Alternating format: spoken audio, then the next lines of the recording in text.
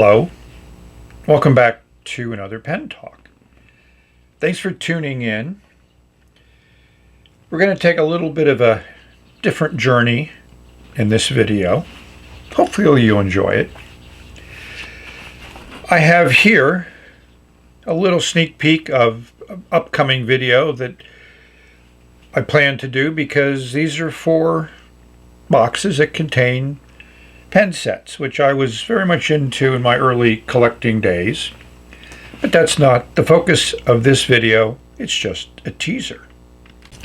This is a video I've been thinking about doing for a while. I think there's 1 or 2 videos where I made reference to these great catalogs. So it's a fountain pen hospital. Here we have an annual 2020, which comes out earlier in the year.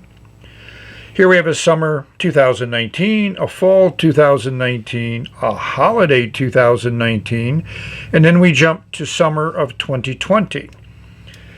So I'm going to focus on the summer of 2020, and we're just going to page through this and see if there's pens that are of interest. I think these catalogs are certainly great to look at, great eye candy. We're not really doing much window shopping, but this is as close as we're going to get. One thing all the catalogs share in common is they have a very interesting pen on the cover page. So this is the annual 2020. This is holiday 2019. Who can say no to Mickey? Here's the fall of 2019, and we have a interesting Mont Blanc.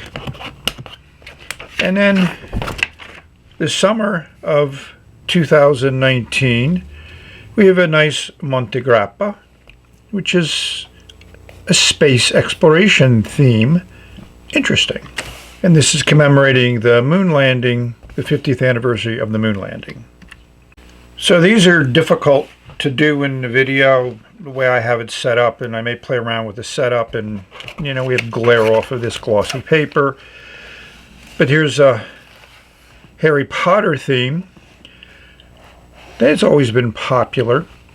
So I'm going to put a link to the Fountain Pen Hospital, and I encourage any person with an interest in pens to ask to get a catalog delivered to you. You have nothing to lose, except if you lose self-control, you may lose some money, but I'm certain you'll get a great pen at a great price. So generally inside the cover is the pen that's on the cover. You can see the Harry Potter pen comes in a few styles, a few colors. I'm not a Harry Potter fan, never will be. The Hobbit. I love sci-fi. I'm not really into fantasy or magic. And then Montegrappa is obviously another high-end pen, and they generally have some very interesting models to look at. And then on page 3, counting the cover as page 1, we have your Mont Blancs. And there's a little bit of a difference in this one. And they have a notebook in ink. Not necessarily the most affordable items, but certainly they're branded well. And the next page is Visconti. And I've been involved in doing catalogs for retail a little bit in my career. So it's always an interesting decision as to what you put on the cover, which probably everybody will at least look at the cover. And then the first couple pages. Not everybody's going to go through the magazine from cover to cover, but this certainly gives you an overview of what they're presenting, which I think is a combination of what they have in stock, what they may have made deals with either the distributor or the manufacturer, and what they think is of most interest to their viewers of their catalog.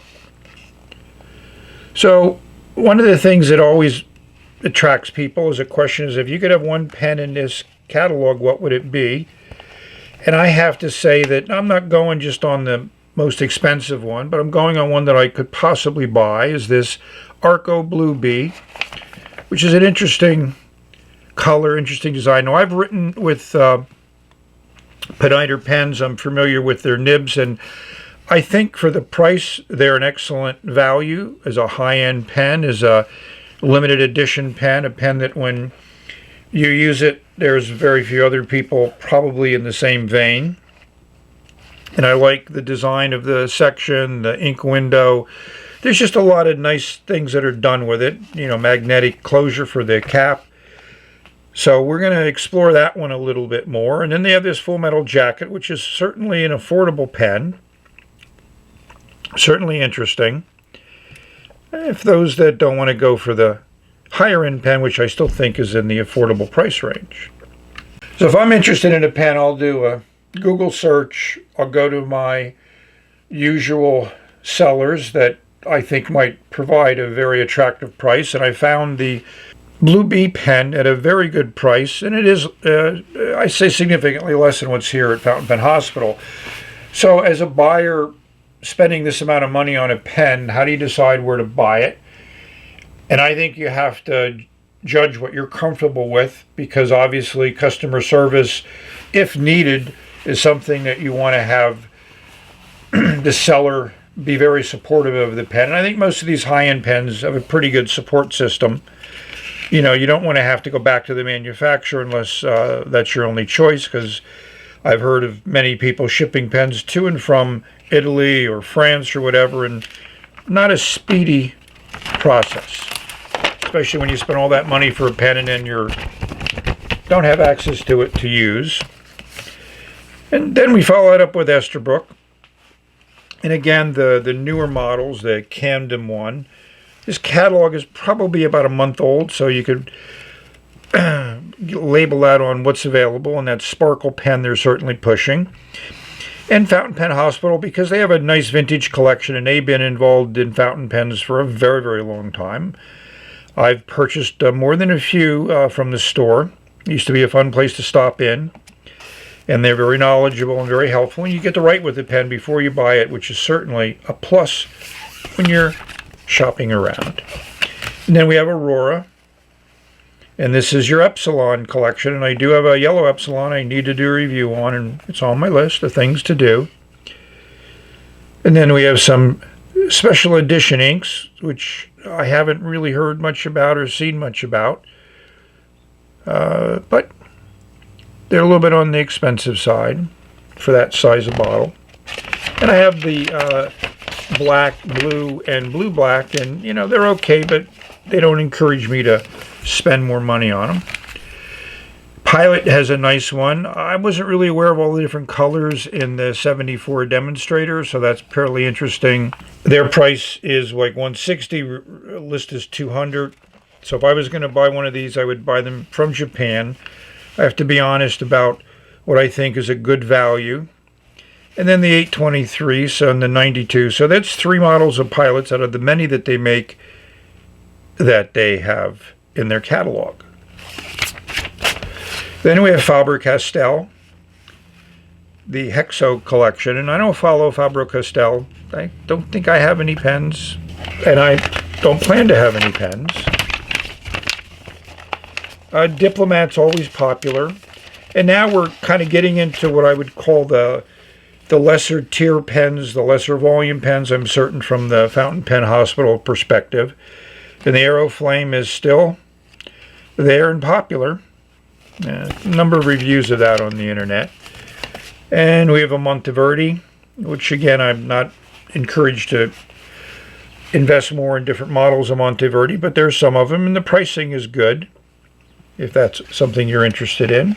As we continue on through the catalog, we get into more lesser known brands and certainly smaller volumes. There's the Ardoled.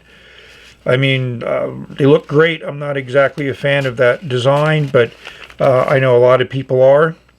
And if you like a upscale metal pen, then this is certainly a pen worth considering. And they have supposedly good nibs. So here's Y Studio, which I have no experience with. Haven't really followed them, but you know, again, it's a more affordable pen. You understand this is an upscale catalog. This catalog is not inexpensive to make and produce. So I'm certain they are very selective in what they put in here, and hopefully they generate enough sales to, you know, substantiate the cost of the catalog. And here's an interesting page called Daily Writers. We have a Caron Dosage, I don't know how to pronounce it, but they're there in different versions. Here's where the Lamis show in. There's the 2000 and the Safari collection. You know, they're not really specializing, I don't think, in that. Here they call Unique and Comfortable. And we have their felt tip pen, the Yulkers, however you might pronounce that. We have Sensa. And then we have vanishing points and some pen flush. That's the end of the catalog. Here we have the back page. So this is DuPont, which obviously, again, upscale pen, William Shakespeare edition. I heard he did a lot of writing. So that's the catalog. Hopefully you've enjoyed this quick look of it. And like I encourage you to put in your name and address and get it sent to you. And at least every couple months you'll get a catalog and you can enjoy looking at it. That's the end of the video for now. So thanks for watching. Thanks for following along. Hopefully you enjoyed something a little different. May you have many great pen experiences and hopefully enjoy pens on every level. Enjoy putting ink on paper, sharing that with some people. So we've reached the end of this video. We're going to say bye for now. Be safe, be healthy, and happy under these challenging times. Bye.